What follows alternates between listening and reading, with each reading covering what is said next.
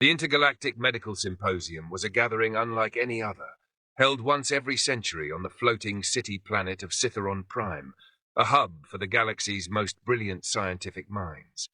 Representatives of countless species, amphibians with regenerative cells, crystalline beings with fracture repair mechanisms, and neural clouds with self-replicating algorithms, converged to share their knowledge.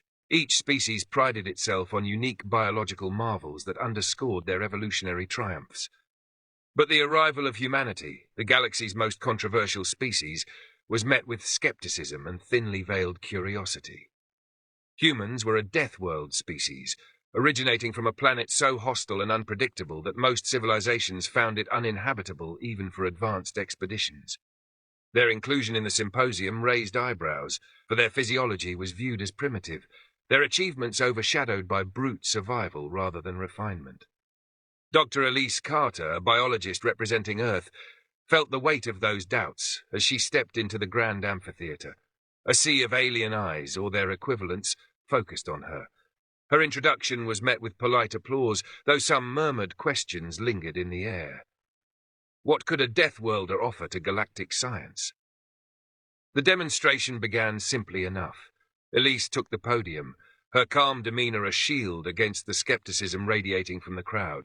"Good beings of the symposium," she began, her translator rendering her words into the countless tongues present, "I come to share with you something unique to humanity, our extraordinary ability to heal." A flicker of amusement rippled through the audience. Regeneration was a common biological feature across advanced species. The amphibious Xylorans regrew entire limbs within days.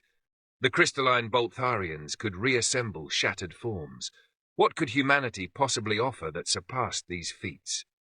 The amphitheater dimmed, and a holographic display illuminated the space behind Elise. It began with a series of medical records from Earth, showing high-resolution scans of injuries that most beings in the room would have considered fatal. Shattered bones, deep lacerations, and third-degree burns. The audience murmured with skepticism. "These," Elise began, gesturing toward the holograms, "are records of injuries sustained by humans in extreme conditions.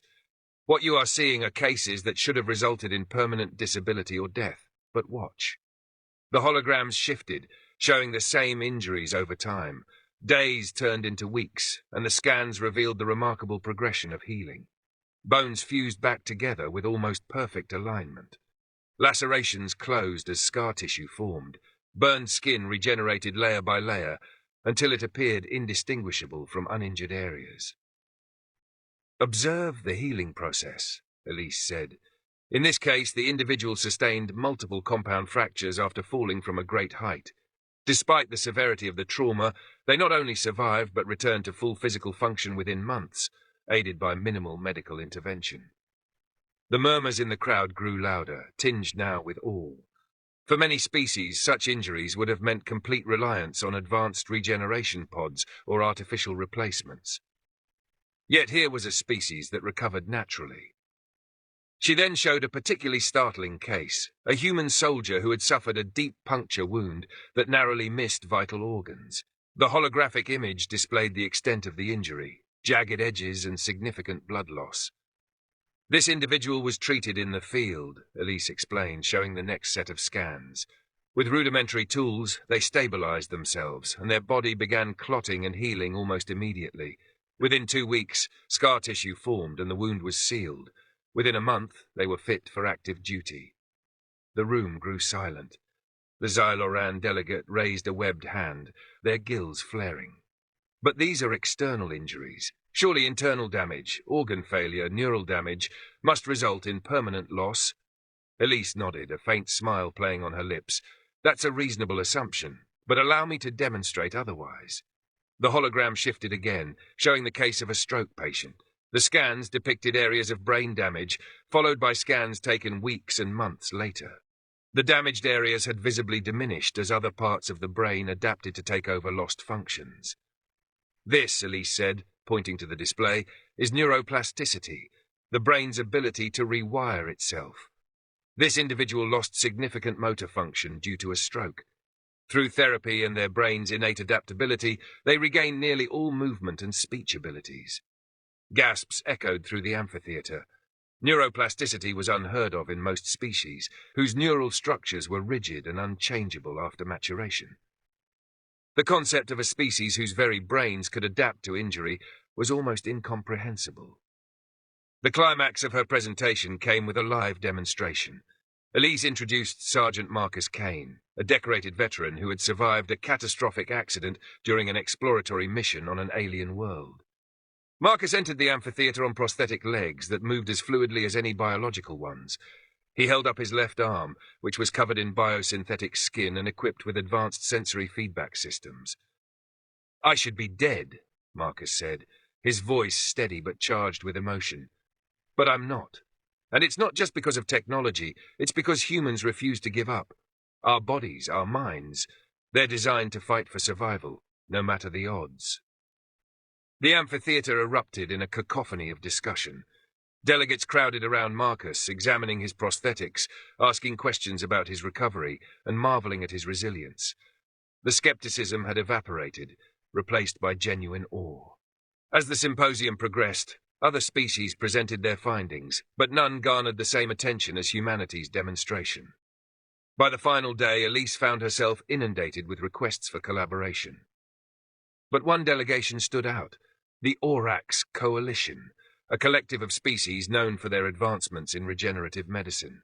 The Orax, led by their chief scientist, Dr. Venthal, requested a private meeting. Venthal was a towering insectoid being with multifaceted eyes that shimmered with curiosity. "Your species is extraordinary," he began, his voice a series of clicks translated into speech. "Your ability to heal while seemingly inferior to regeneration is far more complex. We wish to study this further." Elise hesitated. "Study us how?" Venthal's mandibles clicked in a way that indicated excitement. "We propose a joint research initiative. Our regenerative technologies combined with your self-healing capabilities and neurological adaptability could revolutionize medicine across the galaxy. Together, we could eliminate disease, extend lifespans, and enhance recovery beyond imagination." The collaboration began cautiously. Humans shared samples of their DNA, and the Orax offered their advanced biotechnologies. The research uncovered something astonishing. Human DNA contained a unique sequence, dubbed the resilience gene, that enhanced cellular recovery and adaptation. This gene, dormant in other species, could be activated through targeted therapies. But the most surprising discovery came when the Orax applied their regenerative techniques to a human test subject. The combined methods not only healed injuries, but also repaired previously irreversible conditions, such as spinal cord damage and degenerative diseases. The subject reported a surge of energy, as if their body had been reset to peak condition. The implications were staggering. Humanity's self-healing, combined with the Orax's technology, had the potential to rewrite the rules of biology. Diseases that had plagued civilizations for millennia could be eradicated. Lifespans could be extended indefinitely. And perhaps most importantly, the stigma surrounding humanity's death world origins began to fade. By the end of the symposium, the Orax announced a formal alliance with Earth, praising humanity's contributions as transformative. Delegates who had once dismissed humans as primitive now saw them as pioneers, a species whose resilience was not a liability but a gift. As Elise prepared to leave Citheron Prime, she stood on the observation deck, gazing at the stars. Venthal joined her, his multifaceted eyes reflecting the cosmos. "You've changed how we see the galaxy," he said. Elise smiled. "And you've reminded us that survival isn't about going it alone. It's about finding strength in each other." Together, they watched as Earth's ship departed, its silhouette a testament to a species that had turned adversity into triumph, proving that even the most unlikely of beings could shape the future of the galaxy.